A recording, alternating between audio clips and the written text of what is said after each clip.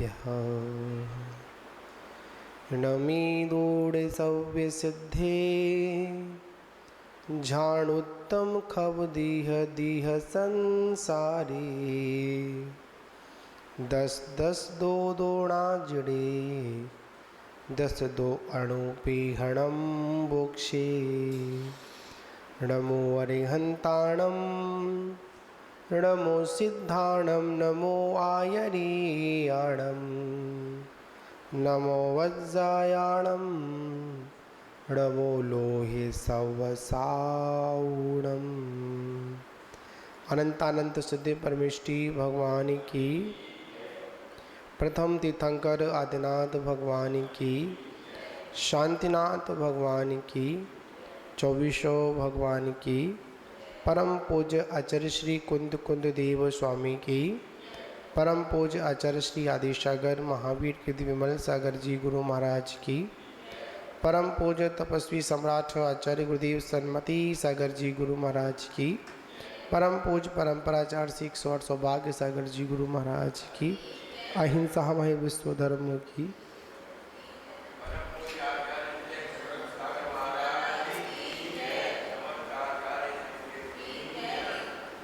मानु बाबू आचार्य श्री कुंद कुंदेव स्वामी द्वारा विरचित वाणस अणुपीखा ग्रंथ का हम लोग अपनी उस वैराग्य को दृढ़ करने के लिए इस वर्षा युग में उसको श्रवण कर रहे हैं, जिसमें अभी तक हम लोगों ने पूर्व में लोक अणुपीक्षा का चिंतन किया, उससे पहले संसार का किया, उससे पहले अनित्व का किया, एकत्व का किया, असरण के किया और अध्रुव भावना का किया। आज उस भावना का चिंतन है कि जो देह इस आत्मा के साथ में अनादि काल से जो संबंध स्थापित किए हुए है, और अगर सबसे अगर गहरी अगर दोस्ती जीव की अगर है तो उस देह से है। कब से है? अनादि काल से है। और यह देह की दोस्ती इस जीव को बड़ा ही दुख देने वाली है, पर अभी तक इस जीव की समझ में नहीं आया है, ये बात अलग है। क्योंकि आत्मा पवित्र है और ये देह अपवित्र है। इस बात को सभी लोग जानते हैं।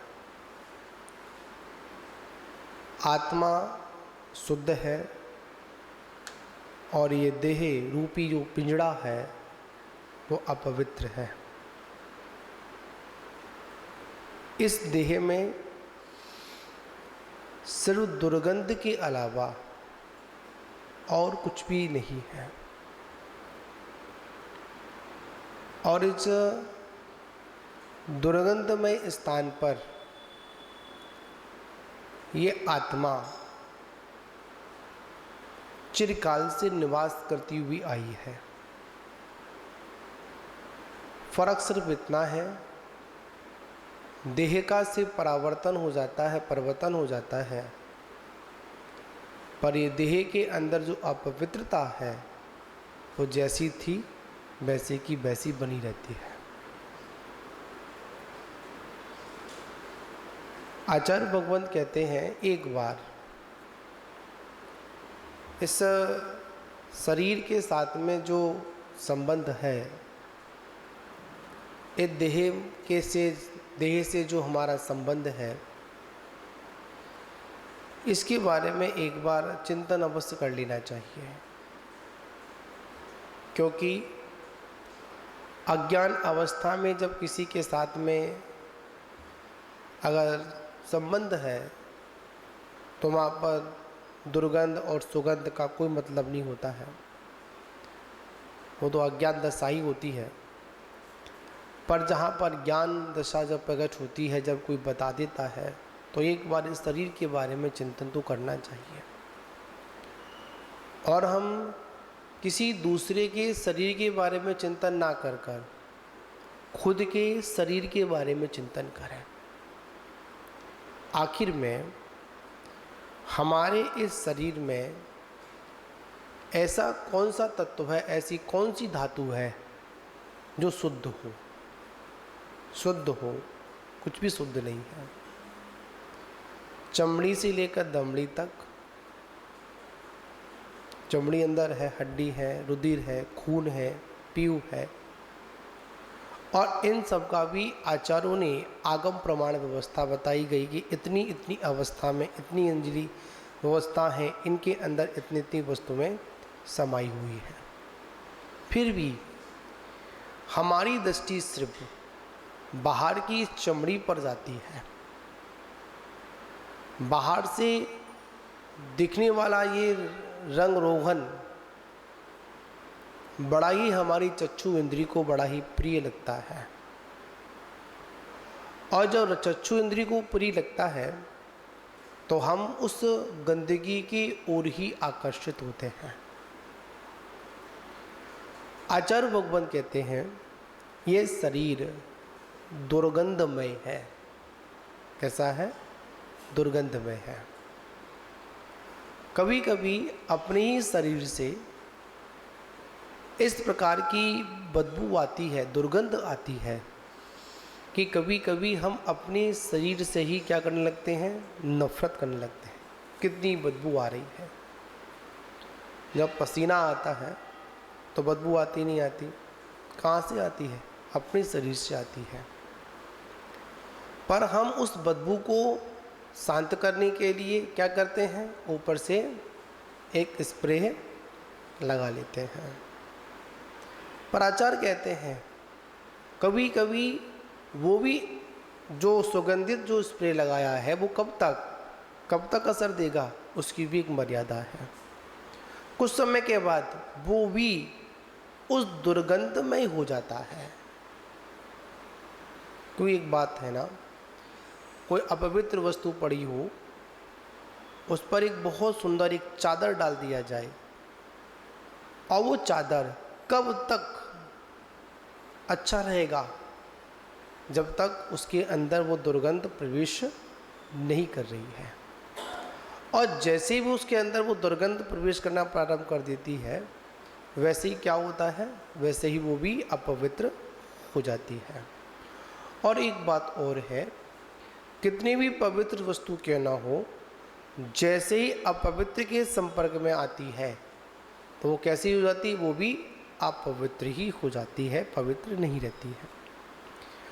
आचार्य भगवान कहते हैं देखा जाए इस शरीर का जो स्वभाव है सभी जानते हैं, सड़ता है, गलता है, दुर्गंध में रहता है। पूर्व में हमने आपको एक कथन सुनाया था, एक बार उसको फिर रिपीट कर लेते हैं। एक झोपड़ी में एक राजा आश्रय लेने के लिए पहुंचा, और पहुंचने के बाद झोपड़ी में रहने वाले ने कहा कि आप इसमें नहीं रह सकते हैं। तो राजा ने कहा सिर्फ एक दिन के लिए मुझे आसरा दे दो, एक दिन भी छोड़ो, सिर्फ एक रात का मुझे आसरा दे दो, और जैसी सुबह होगी तो मैं यहाँ से छोड़कर चला जाऊँगा।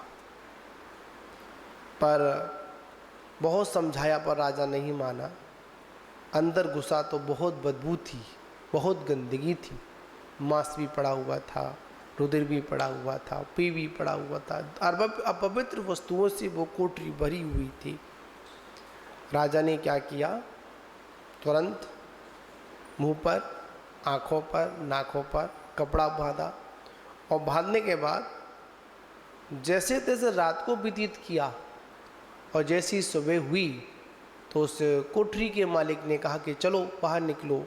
नहीं, अब तो मुझे यहीं पर रहना है, इसको छोड़कर नहीं जाना है। ये दशा हम सभी लोगों की है। अगर हम मनुष्य पर्याय की बात करें, और अगर गर्भ प्रवास से लेकर अगर चर्चा प्रारंभ करें, तो देखो, इस जीव का जन्म भी जब गर्भ में आता है तो अपवित्र स्थान पर इसको कितने माह तक, 9 माह तक व्यतीत करना पड़ता है। एक छोटे से स्थान पर ही अपने शरीर को विकसित करना पड़ता है। एक तो वो 9 माह की वेदना, और उसके बाद जब जन्म होता है उसकी घोर वेदना। एक दिन चिंतन चल रहा था, फिरोजाबाद में थे, ऐसे ही समय सार का स्वाध्याय चल रहा था तो वर्णन आया उसमें। देखिए, इस जीव की व्यवस्था को देखिए, जन्म देने वाले भी पीड़ा में है और जन्म लेने वाला भी पीड़ा में है। क्यों पंडित जी? दोनों पीड़ा में है, पर दोनों की पीड़ा अलग अलग है, फिर भी कोई उनका सहयोगी नहीं है। और इतनी घोर वेदना उस माँ को होने के बाद, और जहाँ तक है कहा जाता है, आगम में आया, माँ जब बच्चे को जन्म देती है तो उस समय माँ का दूसरा जन्म होता है। क्या समझे? कैसा होता है? कभी कभी ऐसा भी होता है कि बच्चे को जन्म देते देते माँ भी कभी कभी देहांत हो जाता है।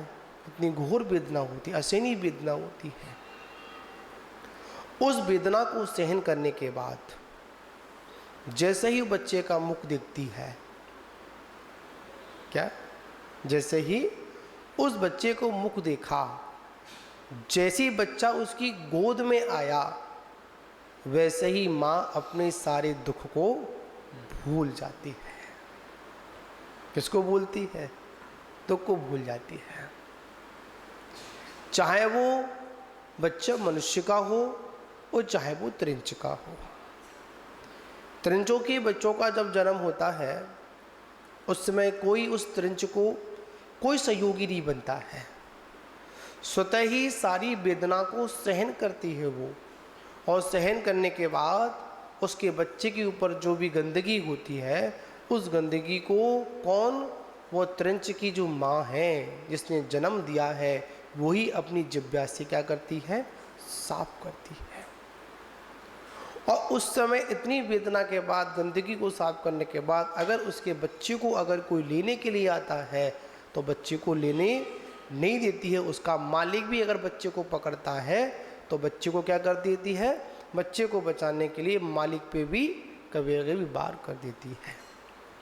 महान बाबू, सोचिए, विचार करिए, जब इस जीव का जन्म हुआ, अपवित्र स्थान पर जन्म हुआ, और अपवित्र स्थान पर जन्म होने के बाद इसके जन्म हुआ, फिर बाहर आया, गर्भ काल से बाहर आया, फिर भी इसने अपवित्र वस्तुओं का ही क्या किया? संगण, मतलब सानिध्य को प्राप्त किया। बंधुओं, आज हम सिर्फ इस शरीर की चमक धमक देखते हैं। अगर हम अपनी ही चमड़ी को अगर निकाल दें, क्या निकाल दें? अगर अपनी ही चमड़ी को निकाल दें और उसके बाद फिर अपने ही शरीर को देखें, तो बताओ, घृणा के अलावा और कुछ भी प्राप्त नहीं होगा। देखिए, सोचने वाली बात है। हम लोग शुद्धि के लिए जाते हैं, लवशंका जाते हैं, शौच जाते हैं, मतलब मल विसर्जन करते हैं। आखिर में वो मल कहाँ पर था? हमारी उदर में था, हमारी पीठ में था, और उस मल को लेकर हम घूमते हैं। और जब तक वो मल विसर्जन नहीं होता है तब तक वो मल बहुत अच्छा लगता है। अच्छे के मतलब शरीर हष्ट पुष्ट लगता है, और जैसे ही शरीर से उसका विसर्जन होता है तुरंत वो कैसा लगता है? मन घृणात्मक हो जाता है, उससे घृणा आती है, उसकी तरफ पीछे पलट के भी नहीं देखते हैं अपन। क्यों? उस समय वह असुचि भावना, असुचिता प्रकट होती है। आचार्य भगवान कहते हैं, इस शरीर में कुछ भी ऐसी धातु नहीं है जो शुचिपूर्वक नहीं हो, शुचिपूर्वक असुचि है। मात्र महान पुरुषों में तीर्थंकर परमात्मा का ही शरीर ऐसा होता है जिनका जन्म से ही 10 अतिशय होते हैं। कितने अतिशय होते हैं? जन्म से 10 अतिशय के स्वामी होते हैं। कौन? तीर्थंकर भगवान। इसके अलावा किसी के शरीर में ऐसा कोई वर्णन नहीं है। आचार्य भगवान त्रिलोक पंडित ने बड़ा सुंदर वर्णन किया कि जिनका शरीर पसीना रहित होता है। किनका? तीर्थंकर शरीर कैसा होता है? पसीना। गर्मी बहुत पड़ रही है ना, तुरंत हमको क्या आ जाता है? पसीना आ जाता है ना। तुरंत साफ करते हैं, तुरंत पहुँचते हैं, फिर क्या आ जाता है? फिर पसीना आ जाता है। तो ये क्या? पसीना भी एक मल है। क्या है? मल है। मल है तभी तो इसको साफ करने के बाद हाथ को धोते हैं अपन। और कभी कभी पसीना से क्या आती है? बदबू भी आती है। क्या आती है? बदबू भी आती है। तो तीर्थंकर परमात्मा के क्या नहीं होता? जन्म से ही और अंत समय तक पसीना नहीं आता है। निर्मल शरीर होता है। कैसा होता है? कोई शरीर में मल नहीं होता। और तीर्थंकर परमात्मा जन्म से लेकर अंत तक कभी भी मल मूत्र नहीं करते हैं। मल का विसर्जन नहीं होता है। मल उनके होता ही नहीं है। आहार तो करते हैं पर निहार नहीं करते हैं। निहार नहीं करने का मतलब उनकी जो जठाग्नि होती तीव्र होती है, जो कुछ भी ग्रहण करते हैं वो अपने आप हिसाब से बढ़ जाता है, पर उनका मल नहीं बनता है। बड़ी एक पूरे विश्व को चैलेंज देने वाला एक चैलेंज है तीर्थंकर परमात्मा के लिए। उनके शरीर का जो खून होता है वह लाल नहीं होता है, श्वेत नहीं होता है। कैसा होता है? सफ़ेद होता है, दूध के समान होता है। क्यों? इसके पीछे मात्र कारण है तीर्थंकर परमात्मा के हृदय में इतनी जीवों के प्रति करुणा होती है, जिसके कारण क्या होता है? पूरे शरीर का रंग, पूरे शरीर का जो खून है कैसा होता है? दूध के समान होता है। देखिए, एक माँ जब एक बच्चे के प्रति जब करुणा करती है, ममता लेकर आती है, तो क्या होता है? उसके भी शरीर के एक हिस्से का रंग कैसा हो जाता है? जो खून कैसा हो जाता है? वो भी दूध हो जाता है। पर यहाँ तो तीर्थंकर परमात्मा सभी जीवों के प्रति कैसा भाव रखते हैं? करुणा का भाव रखते हैं, ममता का भाव रखते हैं। मन में एक ही भावना रखते हैं, सभी जीवों का कल्याण हो। किसका कल्याण हो? सब जो कल्याण हो, सभी जीव सुखी रहें। इसके प्रसाद से क्या होता है? उनके पूरे शरीर का जो खून होता है कैसा हो जाता है? मतलब रुधिर, मतलब समान दूध की भांति हो जाता है। वज्र वृषभ नारायण सैनन, उत्कृष्ट सैनन को प्राप्त कर लेते हैं। और उसके बाद प्रथम सम चतुष्टय संस्थान, मतलब उनके शरीर को कहीं से भी अपन नाप तोल करेंगे कैसा निकलेगा? बराबर हो। कभी भी तीर्थंकरों का शरीर विकृत नहीं होता है।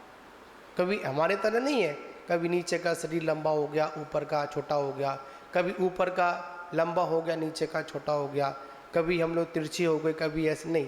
तीर्थंकर परमात्मा का सर्वांग इतना सुंदर शरीर होता है कि उनको देखकर, वो देखिए बहुत सुंदर बात आचार्य भगवत कहते हैं, तीर्थंकर परमात्मा का जन्म से लेकर मोक्ष तक जो शरीर है इतना सुंदर होता है, समस्त संस्थान अनुपम रूप होता है, पर उनके रूप को देखकर कभी वासना उत्पन्न नहीं होती है, वैराग्यता ही उत्पन्न ही होती है।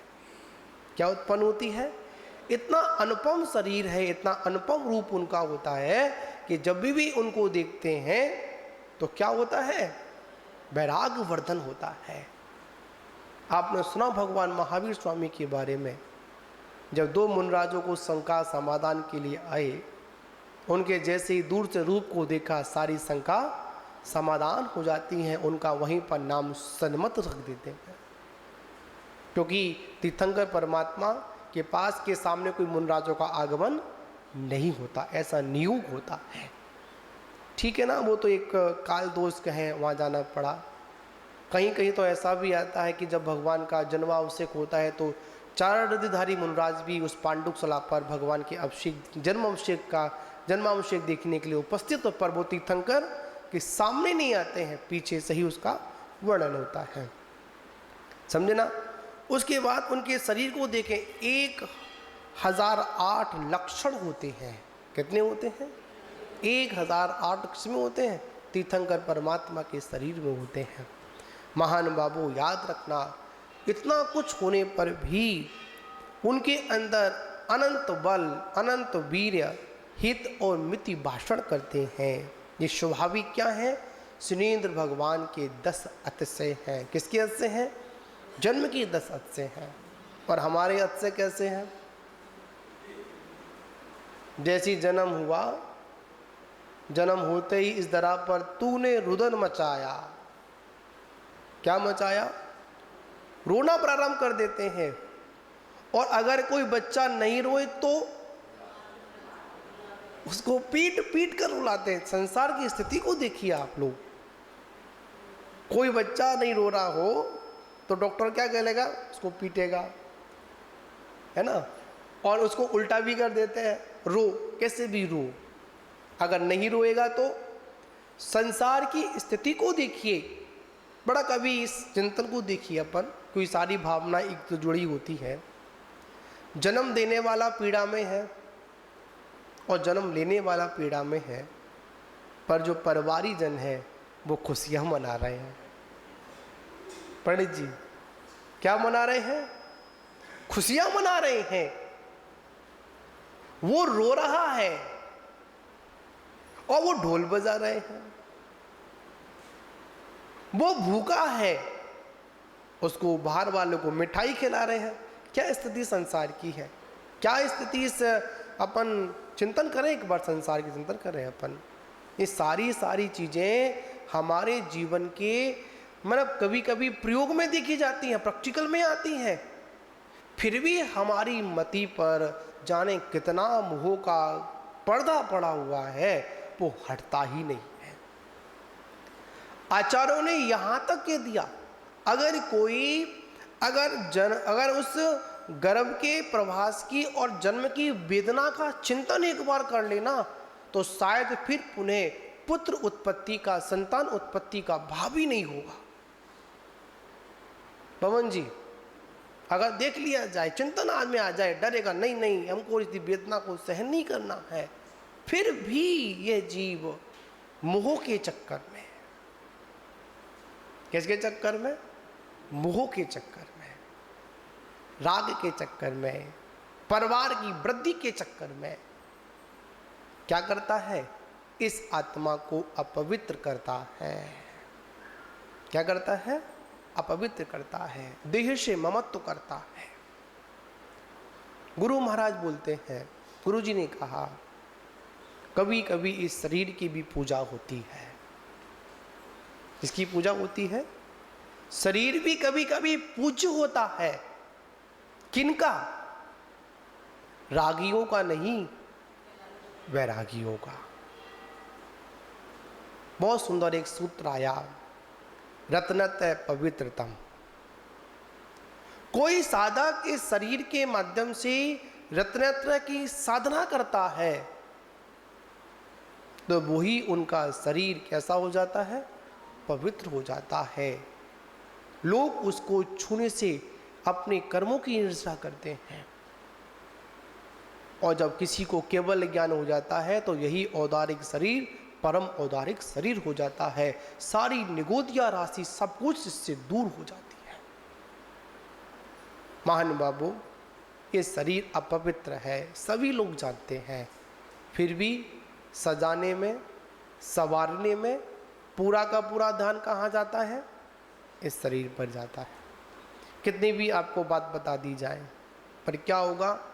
फिर भी ध्यान कहाँ जाएगा? आचार्य कहते हैं, हाँ सही बात है, किसी किराए के मकान में जब रहते हैं तो सुरक्षा तो करनी पड़ती है। तो उसी प्रकार ये आत्मा भी इस शरीर में, इस देह में कैसे रह रही है? किराए के भांति रह रही है। जितने समय तक इस आयु कर्म की व्यवस्था है तब तक इस देह में अपवित्र स्थान पर रह रही है। और जैसे ही क्या होगा? समय पूर्ण होगा तो क्या होगा? इस देह को छोड़कर आत्मा चली जाएगी, फिर नवीन शरीर को स्वीकार कर लेगी। आचार्य भगवंत ने कहा कि नहीं, ये मनुष्य पर्याय मिली, कम से कम मनुष्य पर्याय में क्या करें, हम रत्नत्रय की साधना करें, इस शरीर को भी कैसा करें, अपवित्र करें। बहुत अपन पुण्यशाली हैं जो हमको इतना सुंदर अच्छा शरीर मिल गया। मानते हैं अपवित्र है, फिर भी बहुत ठीक है, कम से कम वो कीड़े तो नहीं बने जो मल में रहना ही पसंद करते हैं। कहाँ पर, वो भी उनका शरीर है, उनका भोजन क्या है, कम से कम हम लोग सात्विक भोजन करते हैं, शुद्ध भोजन करते हैं। अगर कोई अपवित्र वस्तु आ जाती तो तुरंत उसको निकाल देते हैं। पर संसार में कुछ ऐसे भी जीव हैं जो अपवित्र वस्तु को ही, मल को ही ग्रहण करते हैं। क्या करते हैं, मल को ग्रहण करते हैं। बहुत से जीव ऐसे हैं अपने द्वारा निकली हुई गंदगी को ही प्रमन कर जाते हैं, जो छोड़ा उसको फिर ग्रहण कर लेते हैं। महान बाबू विचार करिए, सोचिए, एक बार चिंतन करिए, इस शरीर की अशुषा को देखिए। पर क्या करें, हमारी बुद्धि में घुसता नहीं है। कब तक घुसता है, जब तक हम पढ़ रहे होते हैं या जब तक हम धर्म उपदेश को श्रवण कर रहे होते हैं। और जैसे ही ये प्रभाव कम हुआ, जैसे ही संपर्क कम हुआ, तुरंत क्या होता है, फिर अपनी उसी ही राम धुन में लग जाते हैं। आचार्य भगवान कहते हैं विचार करिए, सोचिए, एक बार चिंतन करिए, एक बार अपने ही शरीर के बारे में स्वयं ही चिंतन करिए। आखिर में अपने द्वारा निकाला हुआ, विसर्जन किया हुआ मल भी हमको अपवित्र लगता है, पर इस शरीर में कितना गंदगी भरी हुई है। एक सुंदर कथन आता है, एक राजा था, उसका राजकुमार था, एक रानी पर आसक्त हो गया, पर राजकुमारी पर आसक्त हो गया। उसने कहा मैं विवाह करूंगा। उन्हें कि रुको, विवाह करेंगे, बताएंगे, पहले मुझे 7 दिन का वक्त दो। कितने दिन का वक्त दो? 7 दिन का वक्त दो। और जैसे 7 दिन का वक्त था तो उस राजकुमारी ने ऐसी पदार्थ को खा लिया जिससे उसको दस्त हो गए। क्या हो गए? दस्त हो गए। और 7 दिन तक उस मल को, वह गंदगी को उसने मटकों में भर लिया। कहाँ भर लिया? मटकों में भर लिया। और जब किसी को दस्त होते हैं ना, तो शरीर की पूरी कांति जो होती है, क्रांति मतलब तेज हो, सबको चीड़ हो जाता है। तो 7 दिन के बाद वो आया, और आने के बाद उसने गेट बजाया और उससे तो राजकुमारी से मिला। तो राजकुमारी को 7 दिन में पहचान नहीं पाया, क्योंकि पूरा का पूरा शरीर सिकुड़ गया, सारी तेज, सारी कांति खत्म हो गई। तो उसने कहा कि वो कहाँ है, कि मैं वही तो हूँ। कि कौन? चल तुझे वो दिखाती हूँ। तो उसने सारे मटकों को खोल कर दिखा दिया। जैसे मटके खोले तो क्या बदबू आने लगी। और जब बदबू आने लगी तो राजकुमार बोला, अरे ये नहीं, मुझे ये नहीं चाहिए। अरे फर्क इतना है, पहले ये तो मेरे अंदर ही था, फर्क इतना है, जब मेरे अब बाहर निकल गया है। तो महान बाबू, ये शरीर दुर्गंध में है, असुचि है, अपवित्र है। अगर इसको पवित्र बनाना है, सार्थक करना है, तो गुरु महाराज कहते हैं इस शरीर से जितना हो सके रत्नत्रय की साधना कर लें, रत्नत्रय को स्वीकार कर लें, 4 आराधना को स्वीकार करें, तभी हमारा कल्याण संभव है। इसी के साथ विराम। जय बोलो महावीर भगवान की।